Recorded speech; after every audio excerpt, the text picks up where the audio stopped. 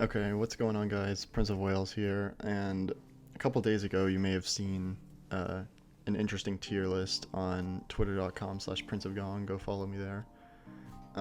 Basically, it's the official Fate Grand Order SSR tier list based on gameplay. Yeah. Uh, Not a great tier list to make for FGO because I get like the gameplay is so complex, and who's playing for the gameplay anyway? It's all about the waifus and the husbandos, to be honest. But we're just gonna go in and make it anyway because I'm actually a huge fan of the gameplay and I think I'm like kind of knowledgeable. So we'll just start. So you can see my beautifully named tiers. We have Castoria tier. I wonder who goes there. We have Godly support because support is very valuable in this game. We have OP. This is for servants that are like just like broken for no reason and they don't need support slash they like we'll get to that. Then we have these two, which are kind of similar. We have Best of the Rest and The Rest of Them.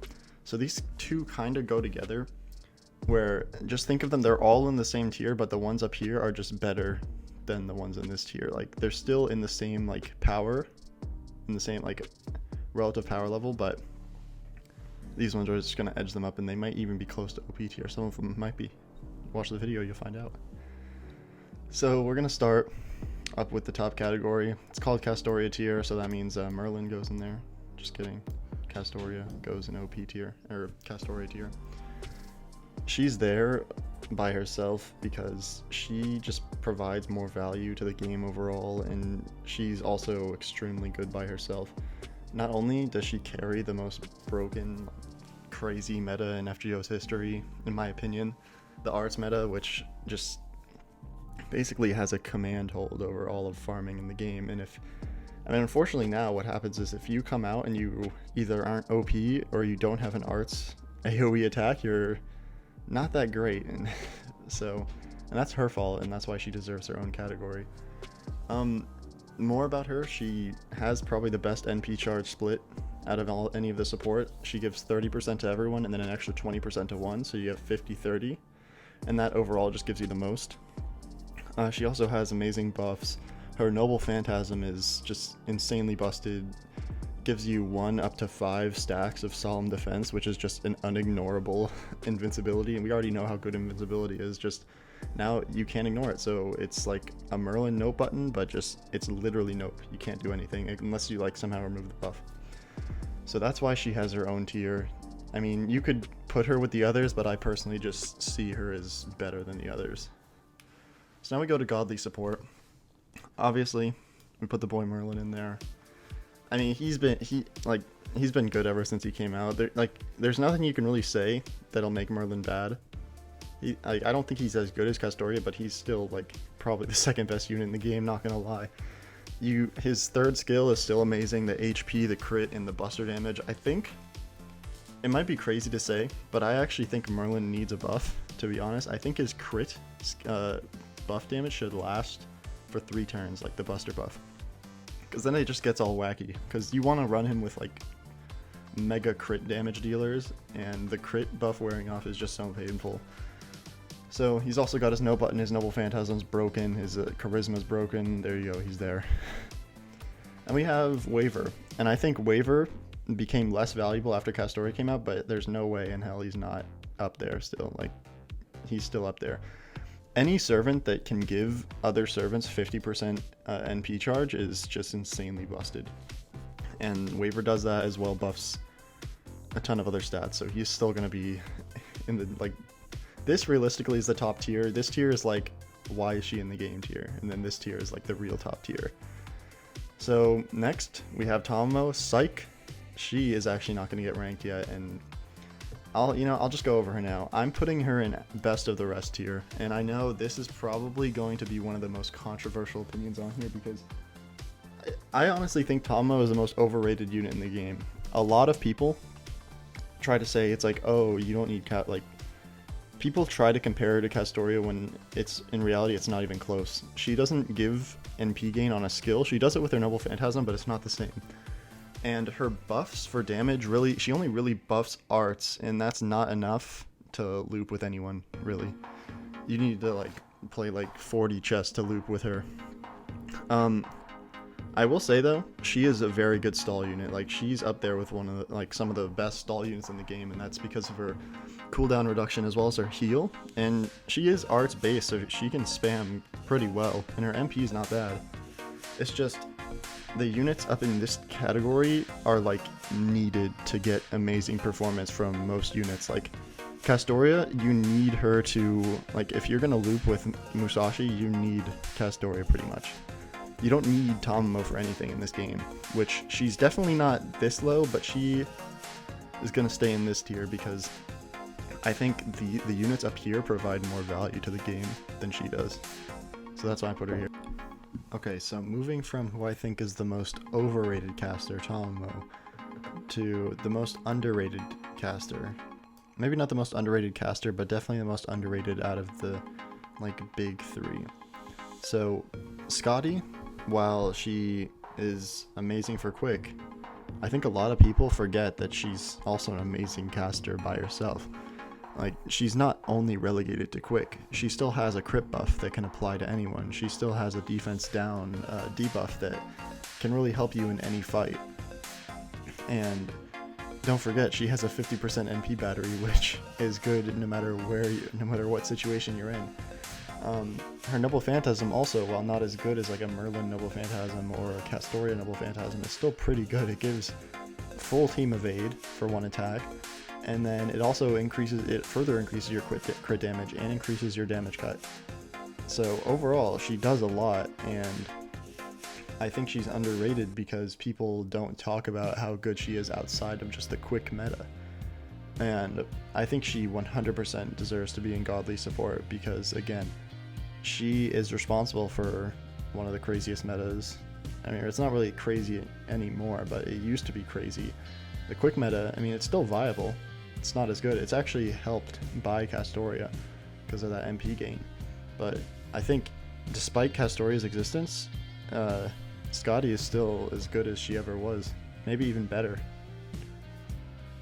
Then we have the only non-caster in this tier. We have Uranus. Now, I've seen a lot of people say that Uranus is worse than Waver, and I would hard disagree. I would say that they are pretty much equal. Uranus is more of a supercharge one unit so that they excel, and Waver is more of charge everyone and they all excel. So depending on what you want, Uranus could be either better or worse. She gives attack to a single person, she gives invul, she gives 50% NP, so you notice a trend with these fours, they all give 50%. Merlin's the exception, but his other skills are so good that it doesn't matter. Uranus also has like an interesting Noble Phantasm. It's like Waver in that it decreases defense, but it also nullifies your class disadvantage on defense, which it could be useful, but she's here because if you can give any other unit 50%, you're good. Her split is a little worse than Merlin though. I don't know exactly what it is, but I know it is a little worse than Waver, but it is a little worse. So now that we have these beautiful people ranked, we can move to OP tier, which is probably the tier that I got the most clapback on. So we're gonna put the most obvious one in here first. Super Orion. Doesn't really need an explanation at all, but I'm gonna give him one anyway. Basically, you just put him there. Okay, you just put him there alone. You run your George, you run Super Orion, then you run Shengong. You just put him there. You do your stuff, get him alone, and he basically can just beat any event in the game. He the damage that he does is so insane, and the fact that he can do it alone is even more insane. And if you he literally just gets infinitely better per Merlin you give him. It's actually insane. He has a buster buff, he has guts, which is good for surviving. He generates 20 stars per turn on his Noble Phantasm, as well as getting crit damage, regular damage. And then, if that wasn't enough, he also increases his own star weight. So if you're not using him solo, which you should be, that's good. And he, I don't know, just stacks 100% crit damage per buster card you use for no reason. Why does he do that? You go from doing 200k to then 400k, and then you're doing millions of damage. And he's there because he can't die and he makes everything die. Okay, so the next one in this tier has to be Shihongi. Now, I'm sure a lot of you already know what he does, but if you don't, he's basically the best stalling unit in the game, and he's also one of the best offensive units in the game, and he's also one of the best defensive units in the game. So, he does a lot in all these categories. His Noble Phantasm gives him invul, draws attention, or gives him taunt. So, invul plus taunt is pretty broken skill set. Already, that makes him good.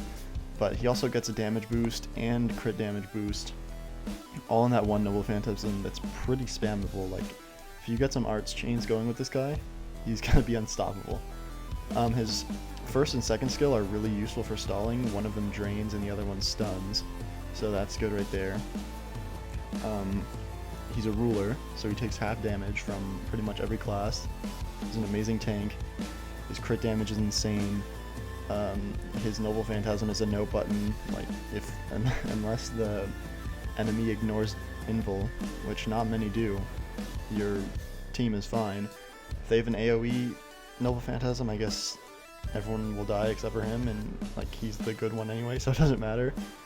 I think it's just his design is crazy. I don't know why they made him the best of everything, but he is, so he's there. Next on the list, not a lot of people talk about how broken Vangogh is, but so I'm going to. Vangogh by herself is she's good. Like, she's good by herself. She's good, but what really makes her shine is the fact that you can run two of her. And the way that she was built, I don't know if they necessarily took into account two Vangoghs on one team, but the way she was built is that, like, her Noble Phantasm, it's like a party buff, but it really doesn't buff anyone except for her. So that means if you use it, it's going to buff both of them. And what you can do is you can just spam their NPs and they get multiple stacks of these incredible buffs. And you stack those curse demerits on top of yourself, and you're just never going to die, and you're going to have infinite stars, infinite NP, infinite like everything. And you're going to be doing tons of damage with crits. It's just insane. That's not even including her skill, her second skill, which decreases defense, gives party evade, and healing. Like, I don't know why they made it like that. That's just insane. Her third skill also, she for some reason gets more attack whenever she uses a quick card. She has 3 quick cards, and if you're running 2 of them, you just spam them, and you get more attack. So, I mean, one of her skills literally gives her 100% gauge if you're running 2 of them. Like, that should be enough. I should have just started with that and ended with that. She has a skill that gives her 100% NP gauge. Moving on. Okay, so this one, I originally had her in this area. And through some debating, I kind of conceded that she actually does deserve to be an OP tier. Now, I don't think, like, I would definitely say that she is probably the lowest by far in OP tier. Like, she's not really comparable to these two, but I'd say she's definitely worse than Vangogh, but it's not that close. It's not that far apart. So why am I putting her here? I'm putting her here because not only does she do like a ton of buster damage with her crits, but she's also one of the better supports in the game, believe it or not. Her first skill basically gives your team multiple maximum broken 2030s. So if you don't know what that does, generate a ton of stars per turn. It's very good. If you run 2 of her, you're basically covered in terms of stars for the entire fight. So that's pretty good. Her second and third skill actually they buff her up, so they're not really support skills. But if you need her to hit hard, she can hit hard. I have a video of her doing 1,000,000 damage with a buster crit, and I don't have Merlin, so there's that. That's pretty good. If you can do 1,000,000 without double Merlin, you're pretty good. She's a ruler, so she takes half damage from most classes in the game. That effectively basically doubles her HP, if you want to think about it that way. So she's an amazing tank. She also has invincibility, and her Noble Phantasm is actually very interesting. It's one of the only ones that does this. It actually gives +3 overcharge to everyone one time for 3 turns. Now, just think about that for a second. Overcharge, which is one of the better things to have in this game, makes your Noble Phantasm better. So say you use her Noble Phantasm before you use a Castoria Noble Phantasm, guess what? You now have 4 stacks of Solemn Defense. You're basically invulnerable for a couple turns. You use her NP before you use Shengong, and now you're doing like infinite damage. Like, just think about it with every servant. It works perfectly. Except for maybe Berserker Musashi, because she has a horrible overcharge effect. But you get my point. She's an amazing Buster support as well. She gives Buster and crit damage, I believe, on her NP, which, I mean, that's good, but that's not what you use it for. But, I mean, overall, she hits hard, she's a support unit, she gives crit stars, she gives overcharge. What more do you want? So, that's about it for OP tier. And this is why a lot of people got mad, because there are only 4 units that I deem, originally there were 3, but right now there are only 4 units that I deem OP. And what do I mean by OP? I mean that like, you've heard the saying, built different. These units are built different. Like, I don't think there's any other units in the game that are comparable to these 4. Like, it's insane. So, now we'll move on to best of the rest tier. Okay, so the second unit in best of the rest tier, by the way, order does not matter. So the next one we're going to talk about is Arjuna Alter. Now, Arjuna Alter was probably the most debated about unit on this tier list. Originally I had him in the rest of them tier. I mean, actually, originally there wasn't even a best of the rest tier. I just put everyone else in the rest of them tier. But that is a cop-out, and I mean, I want to put more thought into it, so we have a best of the rest tier. So, Arjuna Alter. So many people were telling me that Arjuna Alter deserves to be an OP tier. And maybe if I made this list a year ago, I would agree.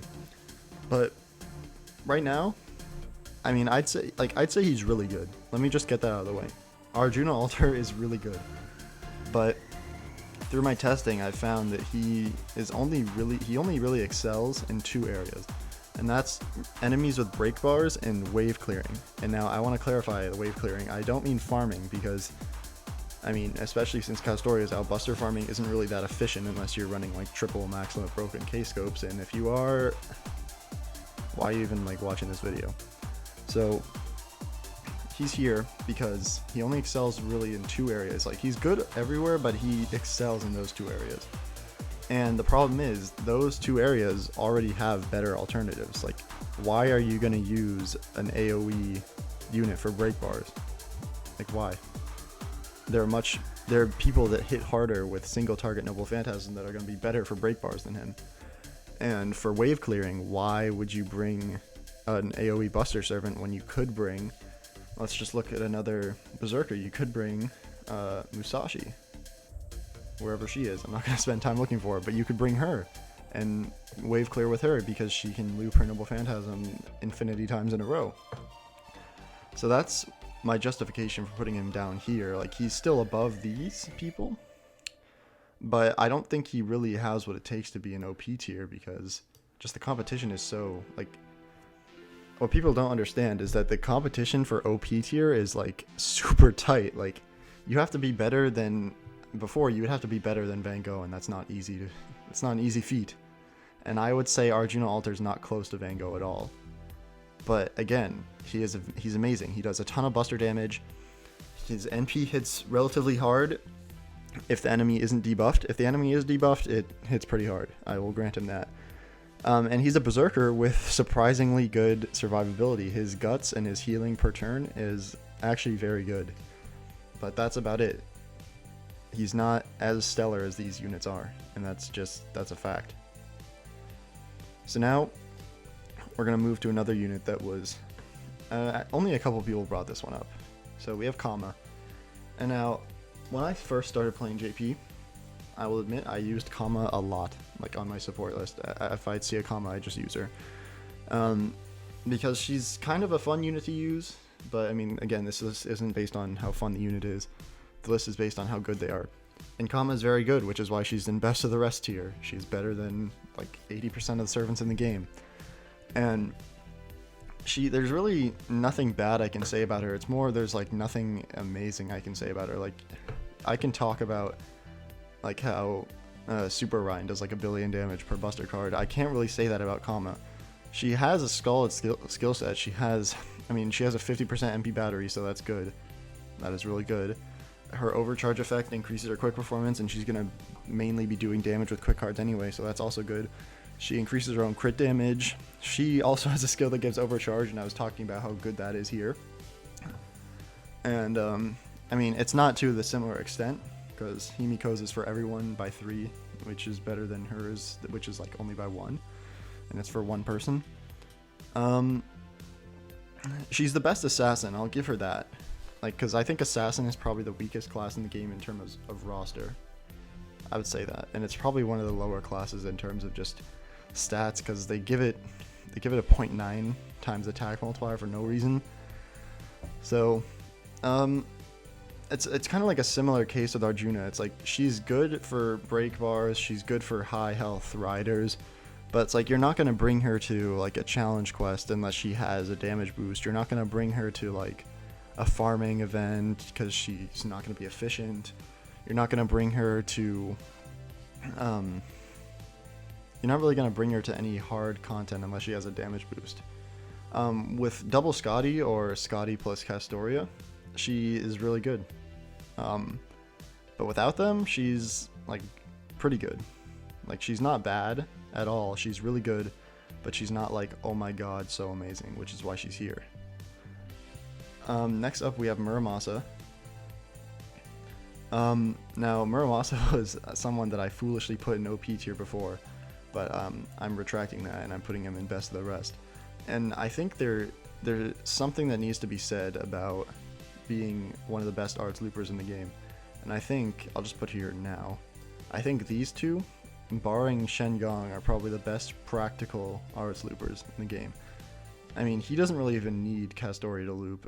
She doesn't either, but if you pair with him, it just becomes amazing. So, Muramasa's up here, again, because he is number 1 or number 2 for best art looper in the game, and that's significant. Like, just because it relies on Castoria doesn't make it not significant. So Muramasa, he does have a 50% NP battery. You're noticing a trend. Like, everyone here has like a 50% NP battery.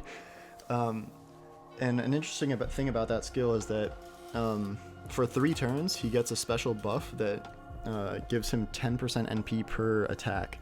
So this counts for extra attack as well. So if you do a Brave Chain, that's 40% NP. I think that's pretty good. And if you have any arts cards in there, you're probably going to be charging your Noble Phantasm with a single Brave Chain every time for 3 turns. And that's just amazing for soloing. So his first skill is a mana burst for every single card type, so quick, arts, and busters 50%, which is amazing. Unfortunately, it's only for 1 turn, but it's still good, and it gives him crit stars. And he does a lot of crit damage, especially since his second skill buffs his crit damage twice and gives him ignore invincibility. So if you just want to brain dead loop with him and not have to worry about any of the enemy's buffs, you can do that. He also has an interesting mechanic with his Noble Phantasm. He increases both NP damage and arts effectiveness on his NP. And that's kind of like really good, because every Noble Phantasm you do is going to hit harder than the last one. And you know how FGO works, the waves kind of scale in power as you go up, so by the 3rd wave you're going to be doing enough damage to kill them all. And that's incredible. So now we have Space Ishtar, who I already put here. She's here for a lot of the same reasons that Muramasa is. One, she's either number 1 or number 2 for Arts Looper. And she has an interesting utility in that she can change her Noble Phantasm type, so she can basically work with any of like the big 3 supports, so Castoria, Merlin, or Scotty. Like, whatever you have, whatever you're using, she's got you covered. She also gives attack to the entire rotation. She gives a charm resist, which, I mean, that's not that great, but I mean, it's there. She also increases her NP damage. She buffs her face card damage, or command card types, whatever you want to call it, by 20%, and there's an 80% chance of that happening. I don't know why that 80% there. Guess what she also has? a 50% battery. What a shocker. And overall, she's just an amazing servant. So now, this part of the video will probably just be like a sped up clip of me putting every other servant in the rest of them tier. So goodbye, goodbye, goodbye. Goodbye, goodbye, goodbye. Again, this doesn't mean they're bad, goodbye, goodbye. It just means, like, you can't tell me that Jack the Ripper is, like, as good as Arjuna Alter. You can't. Same with all these. The good thing about this game is that these servants exist. So you can use these servants to make any of these servants look as good as the servants up here. And that's the beauty of FGO's gameplay, is that 5 units run the entire thing. I definitely think in the future we could maybe see another one get added here, maybe another Buster one. But right now I think it's kind of fair. So we're just putting every unit here again. Like Arjuna isn't bad. He's not up here. And maybe you could convince me to put Berserker Musashi and best of the rest here. But I mean, I can't do that because her kit is awful, to be honest. So putting everyone there, goodbye Mount, goodbye Kiara, Sherlock Holmes, all these people, very good. Some of them are very good. But I think, like I said at the beginning, there's a clear distinction between the amazing units and the bad to good units. BB could be one up there, but it's really only for one skill. Goodbye, goodbye, goodbye, goodbye. Off to the rest of them, here you go. Now, if you see a servant that I'm putting in here that you think is, like, completely busted, let me know in the comments, but I will fight you to death about that.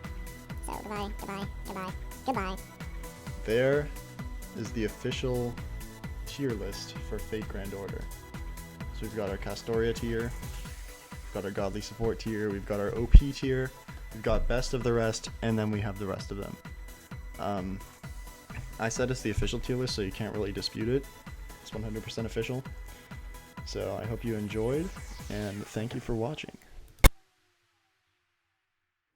Alright, so I just wanted to say, if you want me to make another video going through and I guess splitting apart the rest of them tier into separate tiers, even though personally I think that's useless because, I mean, I proved my point, or I mean, I guess I tried to show you my point that the better units are far and away so much better than the units in the rest of them tier that I don't think there needs to be a distinction made between the ones in rest of them tier. But if you want to see me make a new tier list just focusing on those units, then I guess leave a like and tell me in the comments.